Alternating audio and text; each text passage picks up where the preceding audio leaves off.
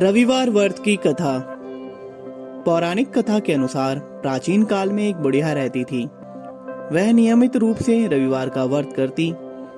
रविवार के दिन सूर्योदय से पहले उठकर बुढ़िया स्नान आदि से निर्वृत्त होकर आंगन को गोबर से लीपकर स्वच्छ करती। उसके बाद सूर्य भगवान की पूजा करते हुए रविवार व्रत कथा सुनकर सूर्य भगवान का भोग लगाकर दिन में एक समय का भोजन करती। सूर्य भगवान के अनुकंपा से बुढ़िया को किसी प्रकार की चिंता एवं कष्ट नहीं था। धीरे धीरे उसका घर धन धान्य से भर रहा था। उस बुढ़िया को सुखी होते देख उसकी पड़ोसन उससे ईर्ष्या करने लगी। बुढ़िया ने कोई गाय नहीं पाल रखी थी, अतः वह अपनी पड़ोसन के आंगन में बंधी गाय का गोबर लाती थी। पड़ोसन ने बुढ़िया को परेशान करने के लिए कुछ सोचकर गाय को घर के अंदर बांध दिया। रविवार को गोबर ना मिलने से बुढ़िया अपने आंगन नहीं लीप सकी। आंगन ना लीप पाने के कारण उस बुढ़िया ने सूर्य भगवान को भोग नहीं लगाया और उस दिन स्वयं भी भोजन नहीं किया। सूर्यास्त होने पर बुढ़िया भूखी प्यासी सो गई। प्रातःकाल सूर्योदय से पूर्व उस बुढ़िया की आंख खुली तो वह अपने घर के आंगन में एक सुंदर गाय और बछड़े को देखकर हैरान हो गई। गाय को आंगन में बांधकर उसने जल्दी से उसे चारा लाकर खिलाया। पड़ोसन ने उस बुढ़िया के आंगन में बंधी सुंदर गाय और बछड़े को देखा तो वह उससे और अधिक जलने लगी।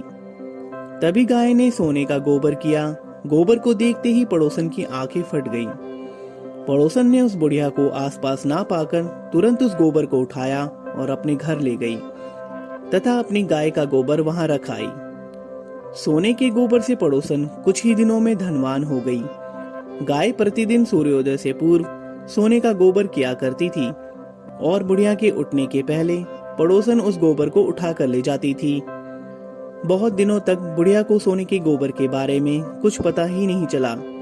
बुढ़िया पहले की तरह हर रविवार को भगवान सूर्यदेव का व्रत करती ही रही और कथा सुनती रही। लेकिन सूर्य भगवान को जब पड़ोसन की चालाकी का पता चला तो उन्होंने तेज आंधी चलाई। आंधी का प्रकोप देखकर बुढ़िया ने गाय को घर के भीतर बांध दिया। सुबह उठकर बुढ़िया ने सोने का गोबर देखा तो उसे बहुत आश्चर्य हुआ। उस दिन के बाद बुढ़िया गाय को घर के भीतर बांधने लगी। सोने की गोबर से बुढ़िया कुछ ही दिनों में बहुत धनी हो गई। उस बुढ़िया के धनी होने से पड़ोसन बुरी तरह जलमुन कर राख हो गई और उसने अपने पति को समझा बुझाकर उसे नगर के राजा के पास भेज दिया। सुंदर गाय को देखकर राजा बहुत खुश हुआ।